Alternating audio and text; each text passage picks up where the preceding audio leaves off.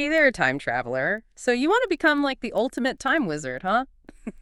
You sent over some really cool research on time management myths, and I'm so ready to like dive into all this stuff with you. Yeah, it's pretty crazy how many of us totally fall for those productivity traps. You think you're like the king or queen of getting things done, but you're actually just making things harder for yourself. It's so true. Okay, let's just get right to it and talk about multitasking. I mean, I've definitely been there trying to do a million things at once, like answering emails and taking calls and checking off to-do lists. Feels like a juggling act. But is multitasking really as bad as everyone says it is? You know, it's more like a mental magic trick than a real superpower. Yeah. The research actually shows that when we're constantly switching between tasks, we actually become less efficient and we make more mistakes. Mm. It's kind of like trying to run a million apps on an old computer. It just slows everything down. Wow. So it's not just me feeling overwhelmed. There's real science behind it. Yeah. That's kind of wild. It makes me think about those people who just seem to breeze through their to-do lists. What's their secret? I think it comes down to strategy, not speed. You know, have you ever heard of the Pareto principle? It's the idea that 80% of our results come from just 20% of our effort. The trick is to figure out what that 20% is and really focus on those tasks first. Oh, so it's all about working smarter, not harder. But how do we figure out which tasks are in that magic 20%? Does the Eisenhower matrix come into play here? Yeah, the Eisenhower matrix can be a good starting point. It helps us categorize tasks based on how urgent they are and how important they are. But even that system has its limits. We often find ourselves getting caught up in things that are urgent but not really important, responding to every single email as it comes in. Oh, yes. It's like that feeling of being busy but not really productive. So how do we escape that? Well, that's where delegation comes in. Instead of trying to do everything ourselves, we have to learn to trust others and delegate tasks that someone else can handle.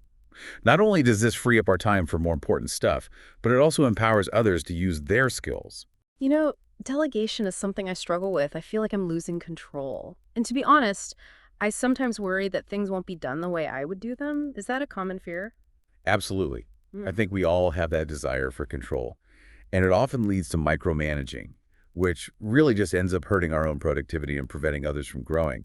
But think of it this way. Delegation isn't about getting rid of tasks. It's about strategically using the strengths of everyone on your team. That's a really good point. It's about using everyone's time and skills in the best way possible.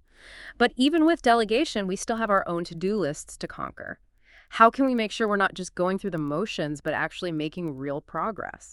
Time blocking is key. Instead of letting our days get taken over by endless meetings and distractions, we need to actually block out specific times for the most important tasks. So it's like making a personal schedule blueprint for our day, making sure we have time for the stuff that really matters. I've tried time blocking before, but I often overestimate how much I can actually get done in a certain amount of time. Any advice on avoiding that? I think it's about understanding how we perceive time and remembering the hidden costs of switching between tasks. We often underestimate how much mental energy it takes to shift gears between different activities. So instead of cramming a bunch of random tasks into one time block, try grouping similar activities together. That makes a lot of sense. So instead of going back and forth between emails, writing, and phone calls, I could have separate blocks for each of those things. That way I'm not constantly switching gears and I can stay focused. I'm starting to see the light at the end of the tunnel. Exactly. The key is to find what works best for you and your own way of working. It's all about experimenting and figuring out what helps you feel the most productive and in control. This has been so insightful. We've busted the multitasking myth, talked about the power of delegation, and even dipped our toes into time blocking. I can't wait to explore these topics even further and discover more time management secrets. Me too. There's so much more to uncover, and I'm confident that by the end of this deep dive, you'll have a whole new sense of control over your time and your goals. Okay, so let's shift gears a little bit and talk about something that I think often gets overlooked in all this time management stuff, and that's like managing our energy. Oh, that's interesting. Yeah, I've definitely noticed that there are times of day when I'm just like way more focused and productive than others. Are you saying that we should like actually plan our tasks around when we have the most energy? Totally.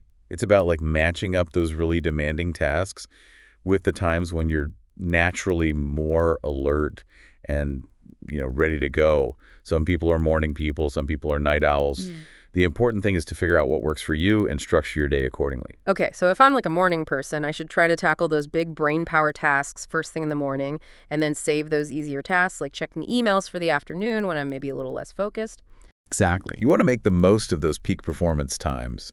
And then try to lessen the impact of those times when your energy naturally dips. And speaking of energy dips, we can't forget about breaks. Oh, right. Breaks. Okay, but I have to admit, I'm totally guilty of just powering through my to-do list without taking breaks. I always feel like I'm wasting time if I step away from my work. Is that a common thing? It's super common. But think about it this way. Your brain is like a muscle. It needs time to rest and recharge so it can keep working at its best. Trying to work without taking breaks is like running a marathon without stopping for water. You might finish, but you'll be totally exhausted. Okay, that's a good analogy. So it's about working smarter, not harder. What are some good ways to actually incorporate breaks into our workday? I know we talked about the Pomodoro technique before. Are there any other approaches that might work better for different types of tasks? Yeah, the Pomodoro technique is great for some people, but it definitely isn't for everyone. Some people find it too rigid. The key is to just experiment with different break frequencies and durations. See what works best for you and the task at hand. So it's about personalization again, finding what fits our own work style and energy patterns. What about the types of breaks we take? Are some activities more restorative than others? That's a great question. The key is to choose activities that actually allow you to disconnect and recharge. Scrolling through social media might feel like a break, but it's actually still stimulating your brain and can even make you more stressed. Okay, so no doom scrolling. Got it. What are some better options then? Getting up and moving around is always a good idea. Go for a walk, do some stretches, even just stand up and walk around your workspace. Oh, yeah. Fresh air and movement can really boost your energy and focus. I like that. I can definitely do that. What about those times when we need a mental break more than a physical one? If you have a little more time listening to music, meditating, or spending time in nature, can be super restorative. Choose things that help you relax and de-stress. So it's about giving our minds a chance to truly unwind and come back refreshed. I never really thought about breaks as an investment in productivity. It makes so much sense. Mhm. Okay, let's move on to another time management challenge that I think a lot of people struggle with: procrastination. I know we all know that it often comes from fear or perfectionism, but how do we actually break free from it? One of the best ways to beat procrastination is to break down big tasks into smaller, more manageable steps. This makes the whole thing feel less overwhelming and more achievable. It's like that saying, how do you eat an elephant? One bite at a time. But instead of an elephant, it's like a huge deadline or a mountain of paperwork. Exactly. When you focus on those smaller steps, you can overcome that initial resistance and start making some real progress. Another helpful tip is to just get rid of distractions. Mm. If you're trying to focus on writing something, turn off your phone notifications and close any unnecessary tabs. Out of sight, out of mind. Right. But what about when procrastination comes from perfectionism? That fear of not doing something perfectly can be paralyzing. It's important to remember that perfection doesn't really exist. Nothing is ever truly perfect. So instead of aiming for perfection, aim for progress. Embrace the idea of good enough and just focus on taking action instead of getting stuck in the details. Wow, that's such a freeing thought. It's about letting go of that all or nothing mindset and having more of a growth mindset. You got it. And don't underestimate the power of positive self-talk. Instead of beating yourself up for procrastinating, try encouraging yourself. I can do this, Yeah. or I'm making progress. It's like being your own cheerleader, cheering yourself on even if the victory is just finishing that expense report. Exactly. And don't forget to celebrate those little wins. That can really help build momentum and motivation to tackle those bigger challenges. This is all so helpful. I feel like I'm getting a whole new set of tools to fight procrastination and actually get things done. But beyond the practical techniques, it seems like there's something deeper here too, right? Yeah. It's about making sure our actions line up with our values and what we prioritize. You're exactly right. Time management at its core is about making conscious choices about how we spend our time. It's recognizing that time is precious and we have the power to choose how we use it. That's such a powerful way to look at it. It's not about cramming more into our schedules, but about being intentional with how we spend our time and making sure it reflects what's truly important to us. Absolutely. And that leads us to another important part of time management: understanding and overcoming our own cognitive biases. Cognitive biases. What do those have to do with time management? Well, our brains like to take shortcuts. And sometimes those shortcuts can lead us to make bad decisions, especially when it comes to how we estimate time. One common bias is called the planning fallacy. It's that tendency to be way too optimistic about how long it will take us to do things. Oh, I know that one all too well. It's like when you're packing for a trip. You think it'll only take an hour, but then you're stuffing things in your suitcase at the last minute. Exactly. So how can we be more realistic about how long things actually take and avoid falling into that planning fallacy trap? One way is to break down tasks into smaller steps and then estimate the time for each step. This helps you account for all those little things that can add up. So instead of just saying, I'll write that report tomorrow, I break it down into researching, outlining, drafting, and editing, and then estimate the time for each of those stages. Exactly. This gives you a much more accurate idea of how much time you'll actually need. Another good tip is to add a buffer to your estimates. So if you think a task will take an hour, schedule 90 minutes, just in case. That's smart. It's like building in some wiggle room for unexpected things. And is there anything we can do to get better at how we perceive time in general? I feel like I'm always rushing, but I never seem to have enough time to get everything done. One technique is to start actually tracking your time. Use a timer or a time tracking app to see how long it really takes you to complete different tasks. This can help you figure out where you might be over or underestimating your time. So it's about becoming more aware of our own patterns and habits. Once we know where our time is actually going, we can make better choices about how we spend it. Exactly. And that awareness is the first step to taking control of our time and our lives. This is all so valuable. It's like you've given us a secret peek into how our minds work. We've busted the multitasking myth, learned about breaks, tackled procrastination, and even explored cognitive biases. And we're just getting started. There's still so much more to explore in this deep dive into time management. I'm ready for more. What other time management gems are waiting for us in the last part of our journey? Let's keep exploring and discover even more strategies for optimizing our schedules, reducing stress, and achieving greater success. All right, so we've covered a ton of ground already, from like energy management and beating procrastination to understanding how our brains perceive time. What other time management magic do you have up your sleeve for this last part of our deep dive? Let's talk about some of the tools and tech that can really help us streamline our workflows and make time management feel less like a constant struggle. Ah, the tech toolkit. I gotta admit, I'm a bit old school. I still love my paper planner, but I'm always up for trying new apps and gadgets that can boost productivity. What are some of your go-tos? It's less about specific brands and more about finding what actually works for you.